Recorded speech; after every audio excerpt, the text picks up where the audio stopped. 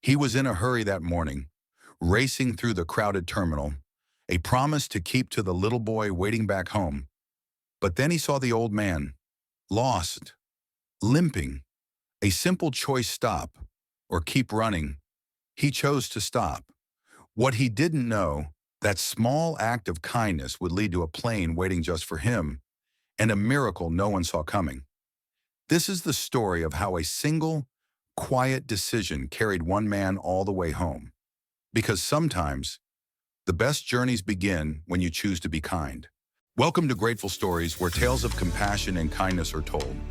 Let's uncover what really happened. The morning air at Phoenix Sky Harbor International Airport tasted like burnt coffee and jet fuel. It was early October, and the sun had just begun to rise over the desert city, painting the sky in streaks of amber and dusty rose.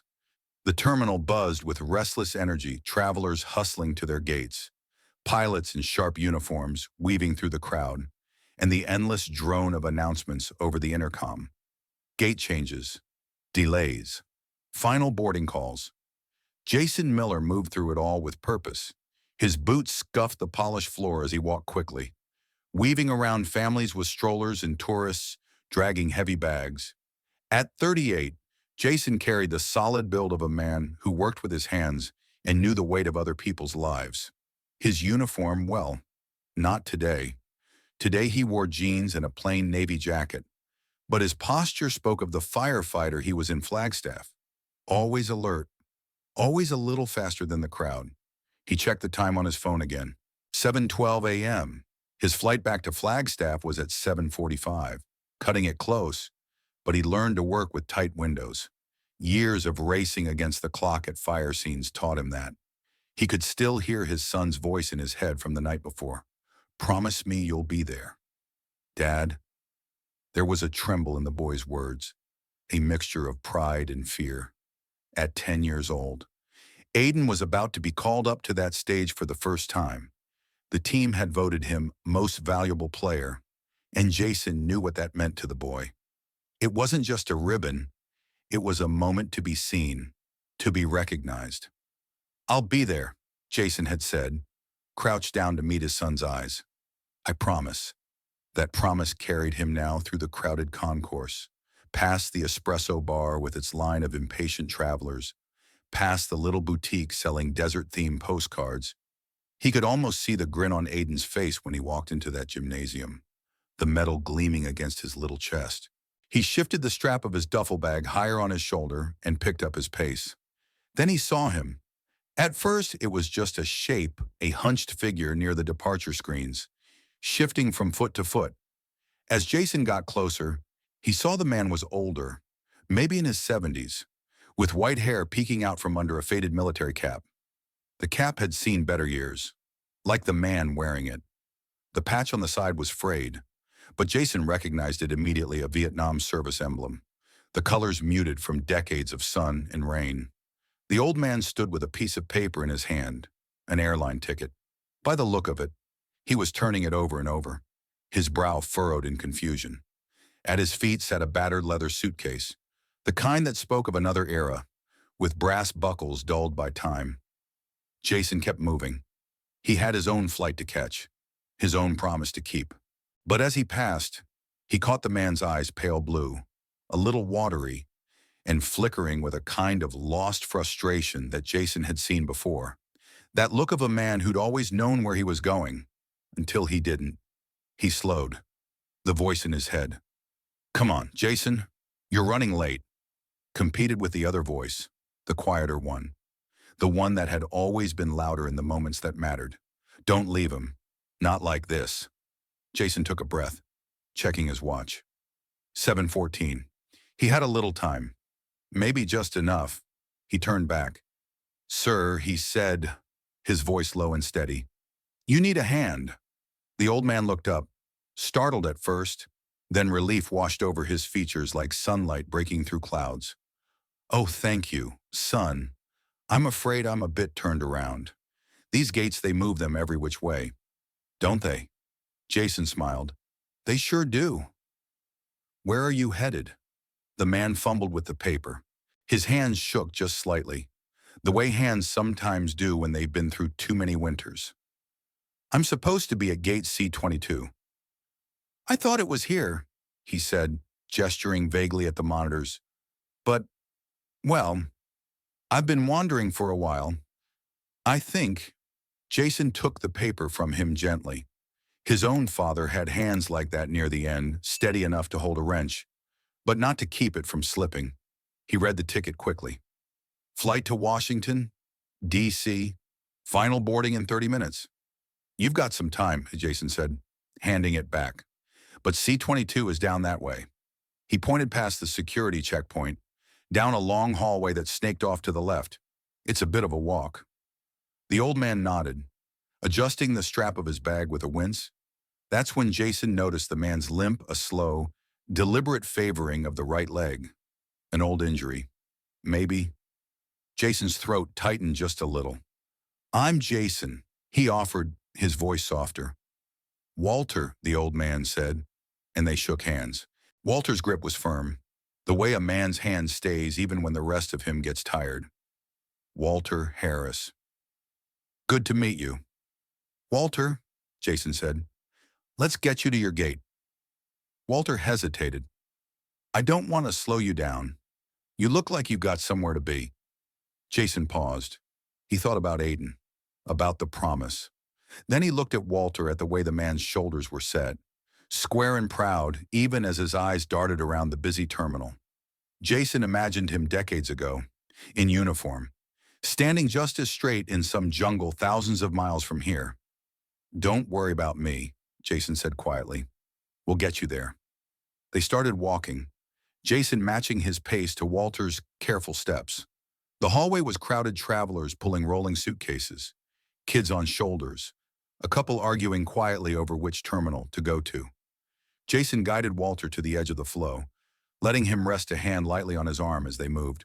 Walter was quiet at first, his breathing measured but a little labored. Jason let him set the rhythm.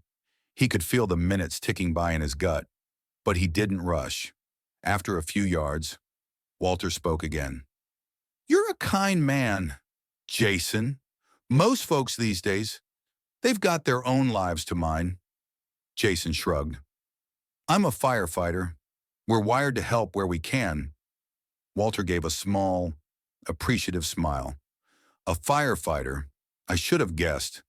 That way you watch everything, like you're always making sure it's safe. Jason let out a soft chuckle. I guess old habits don't die easy. Walter's steps slowed for a moment, and Jason stopped with him. The older man took a deep breath. You know, I don't usually ask for help, he said. Always figured if I can stand on my own 2 feet, I will. Jason nodded, understanding more than he said. We all need a hand sometimes. Walter looked at him, eyes bright beneath the brim of his cap. You're right about that. They started walking again. Jason noticed the way Walter's hand stayed close to his arm, like he didn't want to lean too much, but also didn't want to let go.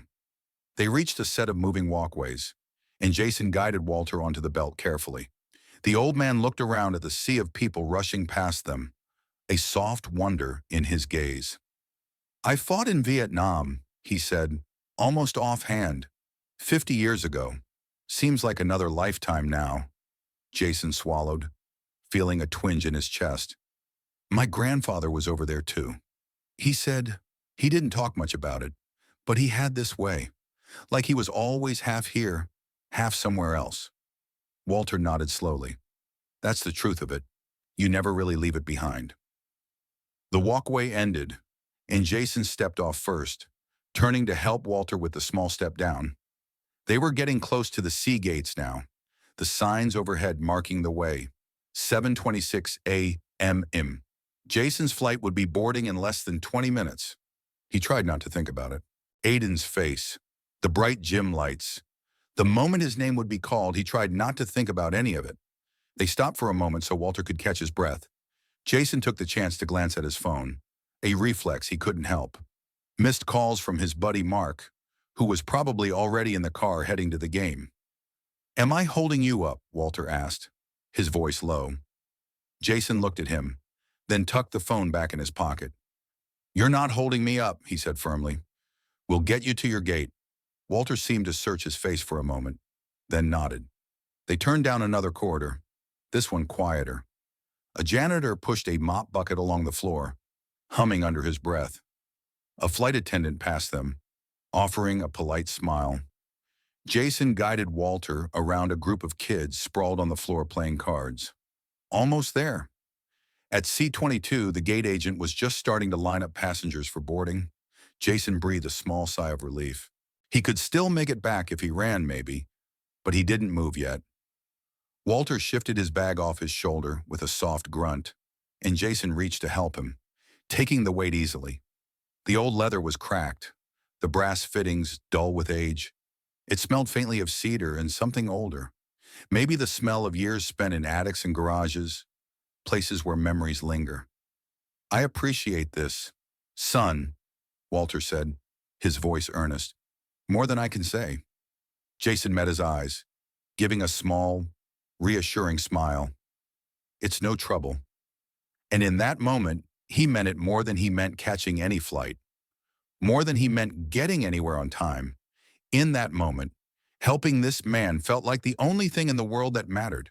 He tightened his grip on the handle of Walter's suitcase and turned to face the gate.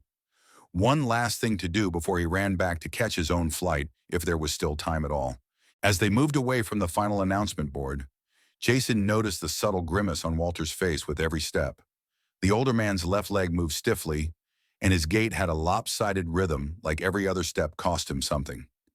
Jason's firefighter instincts kicked in immediately. He slowed his own stride, adjusting to Walter's pace, offering an arm whenever the older man needed to steady himself. "You all right there?" Jason asked gently. Walter gave a quick, dismissive nod. "Just a touch of arthritis," he said, though his voice carried the weight of something deeper. "Old war injury, nothing more." Jason looked away briefly, not wanting to press. He'd heard the same words from his grandfather years ago, different war, same kind of quiet strength. Walter's tone was soft but firm, and Jason respected that. Still, he could see the pain in the older man's eyes, the way his jaw tightened whenever his foot touched down a little too hard. They moved through another hallway, this one brighter, the morning sun breaking through floor-to-ceiling windows. Planes shimmered in the distance, their tails lined up like markers in a neat row. The hum of the terminal was almost calming for a moment, a steady background noise of people coming and going, voices rising and falling. Walter broke the silence, his voice low but steady. "I'm heading to Washington," he said, as if that explained everything. Jason glanced at him. "Family there?" Walter shook his head. "Not family. A reunion." He let the word hang for a moment before continuing. "Old unit. We've been doing it every couple of years, while we still can. Some of the boys, well, they don't travel anymore. Too old, too sick. So this might be the last one." His eyes clouded for a second, and Jason could see it, the weight of memory settling in. "I didn't think I'd make it this year," Walter said, almost to himself, "but I promised them." "And a promise? Well, you know." Jason nodded, feeling the truth of it down to his bones. "Yeah," he said, "a promise is everything." Walter smiled faintly, like he hadn't expected Jason to understand, but was grateful he did. They continued on, weaving through the growing crowd of travelers. The loudspeaker crackled again, announcing another final boarding call for a flight to Atlanta. Jason's own chest tightened at the sound, a reminder that time was ticking. He tried not to check his watch, but the habit was hard to break. 7:34 m. His own flight would be boarding soon. He pictured Aiden's face eyes bright, metal in hand, his heart clenched. But when he looked over at Walter, he saw something else: determination, tempered by the quiet resignation of a man who'd carried his own burdens longer than most. The old man's back was straight. Even when his leg faltered, his grip on the suitcase handle was firm, knuckles pale against the worn leather. They reached a corner where the sign split in two directions. Jason hesitated, reading the arrows: C gates to the right, D gates to the left. He saw a young airline worker nearby, a woman with a sleek ponytail and a tablet in her hands. He caught her eye. "Excuse me," Jason said, polite but firm. "We're looking for C-22. This sign says right, but the board back there said left. Which way is it?" "Really?" She looked up from her screen, blinking. "Oh, C-22. They actually moved that flight to D-16 because of some maintenance. You'll have to go back that way and down the escalator, then around the corner." Walter let out a long breath, and Jason's heart sank. He forced a smile anyway. "Thanks," he said, though the woman had already turned back to her tablet, clearly not interested in the weight of his day. They pivoted and headed back the way they'd come. Jason adjusted the duffel bag on his shoulder, feeling the weight of it more with every step. Walter limped a little more noticeably now, his face pale with the strain. Jason slowed even further, refusing to let the man push himself too hard. As they walked, Jason found himself talking almost to fill the space, almost to distract from the steady tick of time. "My grandfather, he fought in Korea," he said quietly. "He never said much about it, but he kept a medal in his nightstand. My dad said he used to take it out sometimes when he thought no one was looking." Walter's eyes flickered with recognition. "That's how it is," he said. "Some things, they're just for us, for the ones who were there. But every now and then, it helps to share a little so folks remember." Jason nodded. "Yeah, I think about that a lot, about what it costs to keep those stories inside." Walter didn't say anything for a moment. Then he offered a small, tight smile. "It's good you think about it. Most folks don't." They reached the escalator, and Jason stepped on first, turning to help Walter manage the shifting metal steps. The older man's hand gripped the rail tightly, but he didn't complain. They rode down together, the noise of the terminal echoing around them, voices blending into a low hum, the rumble of suitcase wheels against tile. At the bottom, they turned the corner. A digital sign flashed overhead: D-16 boarding in 15 minutes. Jason felt a rush of relief. At least they were headed the right way this time. But as they approached, a man in a bright vest stopped them. "Sorry, folks," he said briskly. "Gate change. They just moved D-16 to D-10 because of a crew switch." Jason felt his shoulders sag. He looked at Walter, who closed his eyes briefly, as if steadying himself. Then the old man opened them again, and there was something in his gaze resolve that hadn't dulled even after decades. "Come on," Walter said quietly. "We'll get there." Jason nodded. "Yeah," he said, even as he felt the seconds slipping away. They kept moving, each step a negotiation between speed and Walter's careful gait. Jason checked his watch again, 7:40. His flight's final boarding call would be any minute. He pushed the thought away, focusing on Walter instead. They passed a family with young kids, the mother scolding a boy who was too interested in the moving walkway. A businessman in a sleek suit brushed past them, barely sparing a glance. But Jason didn't care. He stayed beside Walter, one hand on the old man's shoulder as they navigated the maze of gates. "You ever been to D.C. before?" Jason asked, more to keep Walter's mind off his leg than anything else. Walter's eyes crinkled a little. "A few times," he said. "Mostly when I was younger. The last time must have been 20 years back. A friend of mine got a medal from the president. I went to stand with him. He said it meant the world that someone who'd been there would be there too." Jason felt a warmth in his chest at that. "I bet it did." Walter nodded, his breath hitching just slightly. "We never forget who stood beside us. That's the real honor. You know the real medal." Jason swallowed hard. He thought of Aiden, of how the boy's eyes would shine when he saw his dad in the crowd. He thought of how that moment would be a medal too, of a different kind. They reached D-10 with 5 minutes to spare. The line was already forming, passengers shuffling forward with boarding passes in hand. Jason felt a wash of relief for Walter. At least. He guided the older man to a seat near the window, setting the battered suitcase down gently beside him. Walter sank into the chair with a soft grunt, his face pale but composed. He took a long breath, then looked up at Jason, a faint smile breaking through his exhaustion. "You didn't have to do this," he said, voice low. "I know you're in a hurry too." Jason managed a small smile. I made a promise to my son, he said, to be there today. But I figure sometimes promises aren't just about the people we make them to. Walter studied him for a long moment, then reached out and clasped his hand. His grip was strong, warm despite the faint tremor. You're a good man, Jason, he said quietly. Don't let anyone tell you different. Jason felt his throat tighten. He swallowed hard, fighting back the wave of emotion. Thank you, sir, he said softly. The boarding call crackled over the speakers. Jason turned to look at the gate, then back at Walter. I'll wait with you until you board, he said. Walter nodded, a quiet gratitude in his eyes. Thank you, he said again, his voice almost a whisper.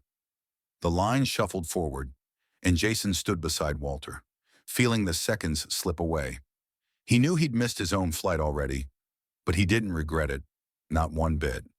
When the line thinned out, a flight attendant approached, her eyes kind behind her polished smile. Sir, she said to Walter, we're ready to board you now. Walter stood slowly, leaning on Jason's arm for balance. He picked up the suitcase with a soft grunt, but Jason took it from him before he could protest. I've got it, Jason said, and Walter didn't argue. They moved forward together, past the line of passengers, and Jason helped Walter steady himself at the threshold of the jet bridge. The attendant reached out to take Walter's arm, but he shook his head, leaning on Jason instead. Thank you, he said one last time as they paused at the doorway, for not walking away. Jason looked at him, his own voice rough with emotion. Thank you for everything you've done, he said, for all of us. Walter's eyes shone for a moment, just a glimmer, and then he turned and stepped through the door, his head held high. Jason watched him go, the battered suitcase bouncing gently against the older man's leg as he walked. The door closed behind him, and Jason stood there for a long moment, feeling the weight of the morning settle into his bones. He checked his watch one last time, 7:55 a.m. His flight was long gone, but in that moment, he didn't care. He turned from the gate, taking a slow breath. He'd have to figure out a new plan, find a later flight if there was one. But first, he stood there, in the quiet that followed Walter's departure, letting the weight of it all sink in. He hadn't saved the world. He hadn't put out a fire or rescued a child. But he had done something that felt just as important. He had stood beside someone who needed him, even if only for a few minutes in the middle of a busy airport, and somehow that felt like enough. Jason watched as the last few passengers filed through the boarding door. The line had vanished, leaving only the quiet clink of the gate agent closing the metal door and the faint rumble of engines somewhere out on the tarmac. Walter was gone, his seat found, his journey back to a past that Jason knew he couldn't fully understand. For a moment, Jason just stood there, his hand still resting on the handle of his own duffel bag. The adrenaline that had carried him through the terminal began to ebb, leaving behind an ache in his shoulders and a hollow tightness in his chest. He turned and walked away from the gate, every step feeling heavier than the last. The terminal felt emptier now, the swirl of passengers blurring around him as he tried to gather his thoughts. He'd done what he could for Walter. That was enough. It had to be enough. But he couldn't keep his mind from drifting back to Aiden, his boy. Standing there in the gym with that medal in his hand, scanning the crowd for his dad's face. Jason had promised, and now that promise lay in pieces at his feet. He found an empty row of seats near the big windows that looked out over the runway. The desert sun had burned away the early chill, and planes shimmered against the pale blue sky. Jason sat down heavily, the weight of the morning settling into his bones. He leaned forward, elbows on his knees, and ran a hand through his hair. The image of Aiden kept flickering through his mind like an old film, real brown hair sticking to his forehead with sweat. Eyes bright with excitement, scanning the bleachers. Jason could almost hear the echo of the announcer's voice calling out his name. He swallowed hard. He'd call as soon as he could. Try to explain. Try to make his boy understand that sometimes. You keep one promise by breaking another. A soft voice pulled him from his thoughts. Mind if I sit? The man asked, already lowering himself into the seat beside Jason. Jason looked up, startled. The man was in his early 40s, dressed in a dark suit that looked sharp without being showy. His hair was cropped neat, a hint of gray at the temples, and he wore a small pin on his lapel, a pair of silver wings that caught the morning light. "Go ahead," Jason said automatically. Though the man had already taken the seat, for a moment, they sat in silence, both watching a plane taxi out to the runway. Then the man turned to Jason, his expression calm, measured. "My name's Thomas."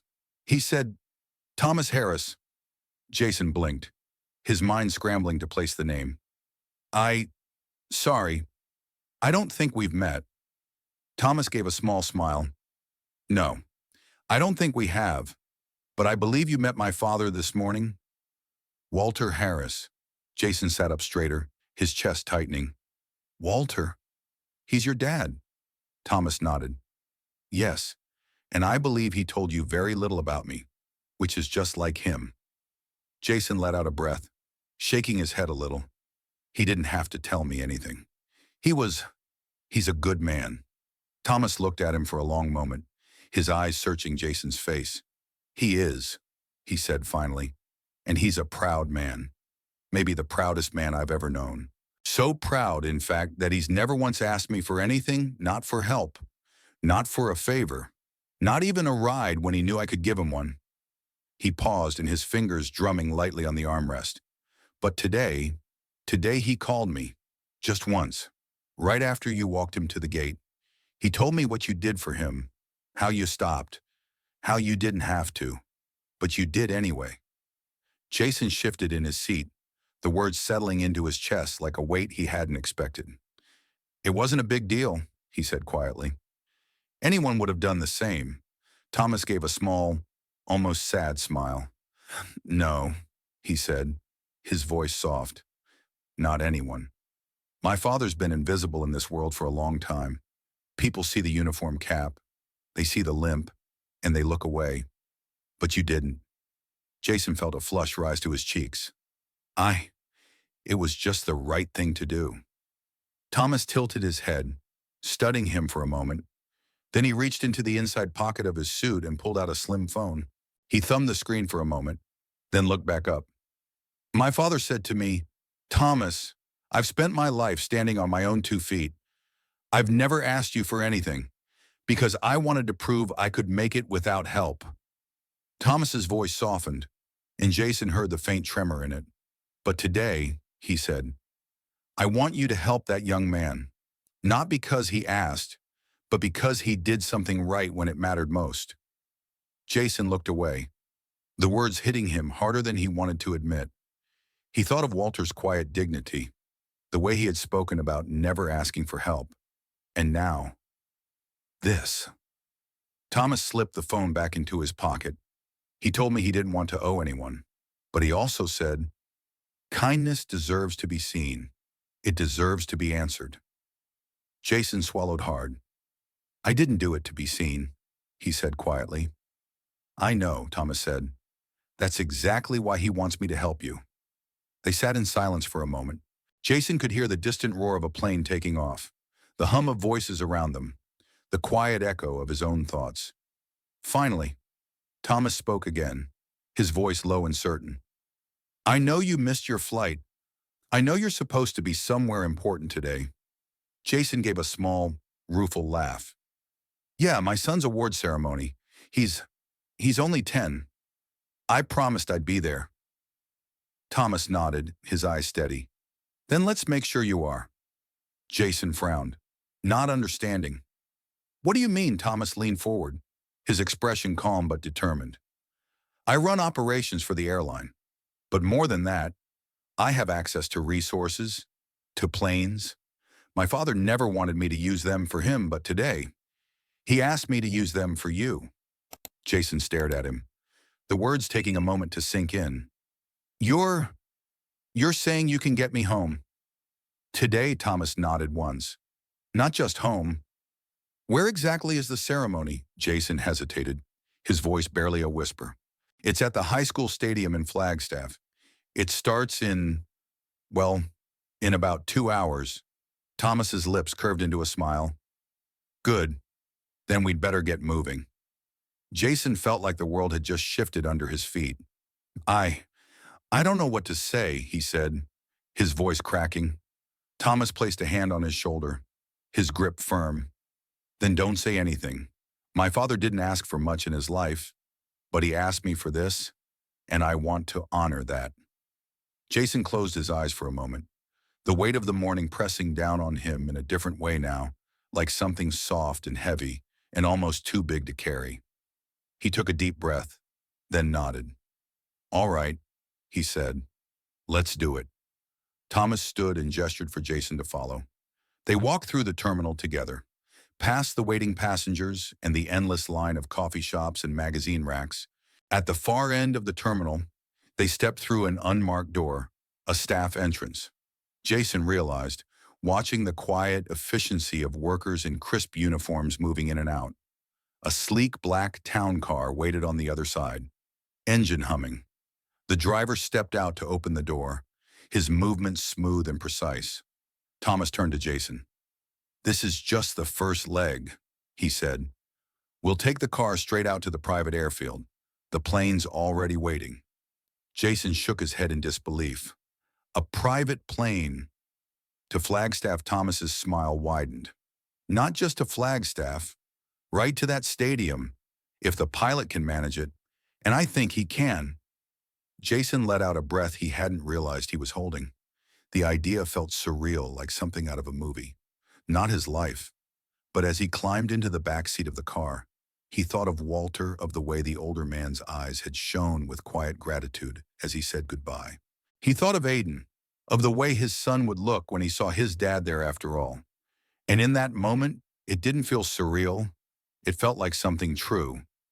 The car pulled away from the terminal, slipping into the flow of traffic with practiced ease. Jason leaned back in the seat, the soft leather cold against his skin. He closed his eyes for a moment, letting the hum of the engine and the faint scent of leather and jet fuel wash over him. He didn't know what the next hour would bring, but he knew he had done the right thing, and someone had seen, and now, because of that, he had a chance to keep the promise that mattered most. The black car moved with calm urgency down the private access road, weaving through the morning traffic of baggage carts and service vehicles. Jason sat in the back seat, watching the airport buildings slip by gray walls, silver ducks, and the bright yellow safety lines that marked every turn. The world outside felt quiet in that moment, like all the noise of the terminal had been left behind. Thomas sat beside him, his phone quiet now, his focus steady.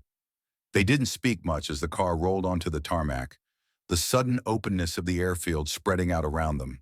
There, parked at the far edge, was the plane, a sleek white jet, small and purposeful, with its engines already purring softly.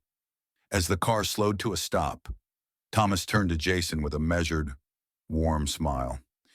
"This is yours for today," he said simply. Jason stepped out into the crisp autumn air, the scent of fuel and warm asphalt wrapping around him. He stared at the jet, its polished surface glinting in the sun, the stairs already lowered like a silent invitation. It felt surreal, but more than that, it felt right. Thomas walked with him toward the stairs. "The pilot's name is Carter," he said. "He's been briefed. He'll take you straight there. No stops." Jason swallowed, his voice rough in his throat. It's too much. I can't even begin to." Thomas placed a hand on his shoulder, firm and reassuring. "My father asked for this," he said quietly. "And it's more than a flight. It's a way of honoring what you gave him, a moment of dignity, of kindness. He told me once, the only debt worth repaying is the one no one asks you to pay back." Jason took a breath, feeling the truth of those words settle deep in his chest. He nodded, unable to speak. Thomas gave him a small smile. "Go. They're waiting for you." Jason turned and climbed the steps, each one feeling like a new beginning. At the top, the pilot Carter, a man in his 40s with calm eyes and an easy smile, greeted him with a quiet nod.